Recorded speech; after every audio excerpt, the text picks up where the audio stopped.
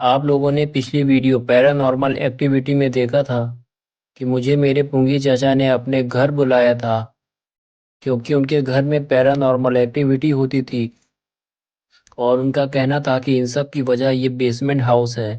اسی وجہ سے ہم اس مکان مالک کے پاس گئے تھے تو اس نے کہا کہ ایسا کچھ بھی نہیں ہے، آپ اس بیسمنٹ ہاؤس میں جا کر دیکھ لو لیکن بیسمنٹ میں مت جانا۔ اور اس مکان مالک نے ہمیں بیسمنٹ میں جانے سے منع کیا تھا۔ مجھے پتا تھا کہ بیسمنٹ میں ہی کچھ نہ کچھ راز چھپا ہوا ہے اور پھر ہم اس بیسمنٹ ہاؤس میں جانے کے لیے تیار ہو گئے اور پھر اس بیسمنٹ ہاؤس میں جانے کے لیے ہم نے اس مکان مالک سے چابی لے لی اور پھر ہم اس بیسمنٹ ہاؤس میں گئے۔ اندر کا نظارہ بڑا خوفناک تھا۔ میں نے پونگی چاچا سے کہا کہ ہمیں بیسمنٹ میں چلنا چاہیے اور اسے دیکھنا چاہیے۔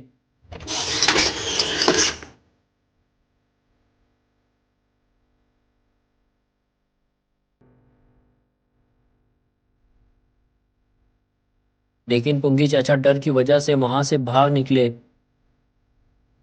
میں اب بالکل اکیلا ہو گیا تھا۔ ڈر تو مجھے بھی لگ رہا تھا لیکن میں بیسمنٹ میں چلا گیا۔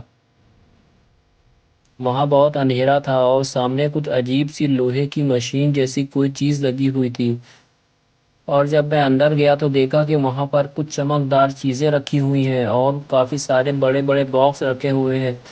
میں نے سوچا کہ مجھے ان میں سے کوئی ایک باکس کھول کر دیکھنا چاہیے کہ اس کے اندر کیا رکھا ہوا ہے، اور ان میں سے میں نے ایک باکس کھولا تو اس کے اندر بہت سارے سونے کے سکے رکھے ہوئے تھے۔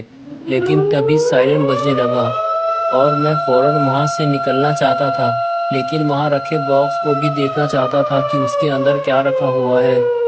جلدی سے میں نے دوسرا باکس کھولا تو اس کے اندر ایک کٹا ہوا سر رکھا ہوا تھا، اور پھر میں نے ڈر کے مارے دوسرا کوئی باکس نہیں کھولا، اور جب میں وہاں سے جانے لگا تو مجھے کچھ آواز سنائی دی۔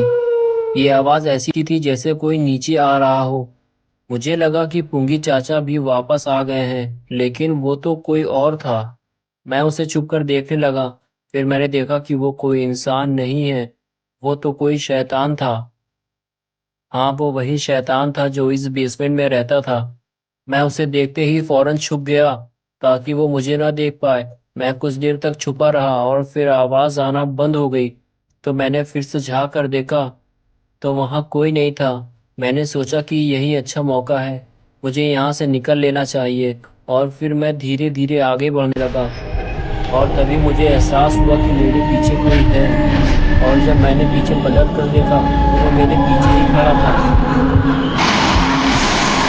میں بہت تیز وہاں سے بھاگا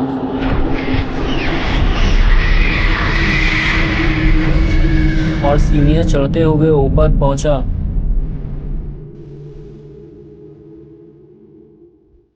اور دیکھا کہ باہر نکلنے والا دروازہ ہی بند ہے۔ میں زور زور سے دروازہ پیٹنے لگا اور چلانے لگا، پونگی چاچا دروازہ کھولو نہیں تو وہ مجھے مار دے گا، پونگی چاچا دروازہ کھولو۔ کیونکہ وہ دروازہ باہر سے ہی کھلتا ہے اور اندر سے کیسے کھلتا ہے یہ تو میں نے پوچھا ہی نہیں تھا، اور وہ شیطان میرے قریب آتا جا رہا تھا، اور تبھی دروازہ کھل گیا۔ پونگی چاچا نے میری آواز سن لی تھی کیونکہ وہ باہر ہی کھڑے ہوئے تھے، اور ہم وہاں سے بھاگ نکلے، اور اس کے بعد ہم دوبارہ اس بیسمنٹ میں کبھی بھی واپس نہیں گئے۔